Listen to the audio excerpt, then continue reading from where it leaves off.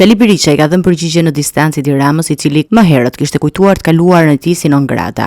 Gjeta një situatë të dëshpëruar për këta njerëz, por nga ana tjetër konstatova me kënaqësi se programin e Partisë Demokratike për biznesin e vogël, domethënë rritjen e tavanit për pa taksa, për biznesin pa taksa nga 140 1.000 euro në 180.000 euro, ishte pritur shumë mirë. Se rënja e çmimit të ulja e çmimit të energjisë nga 18 lekë në 6 lekë, përgjysmimi I çmimit të ujit, linjat e kreditit të butë për biznesin e vogël, ulja e tarifave për sipërfaqet publike nga 1.500 në 120 lekë, amnistia e të gjitha gjobave të vendosura ndaj këtij biznesi, përgjysmimi I çmimit të ujit dhe vendosja kufirit të thana bashkive që të mos mundet kur të taksojnë këtë biznes me shumë se 1% të xhiros.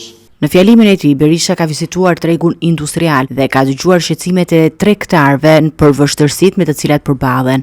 Antony Blinken sot është non grata në vendin e tij dhe uroj që të paraqitet para drejtësisë amerikane. I them gjithashtu se nëse Blinkeni bëri një vizitë blic në Shqipëri I paguar apo I papaguar nuk di gjë, për t'i mbuluar skandalet mërshëm me Gonigal, Kazani po zjen.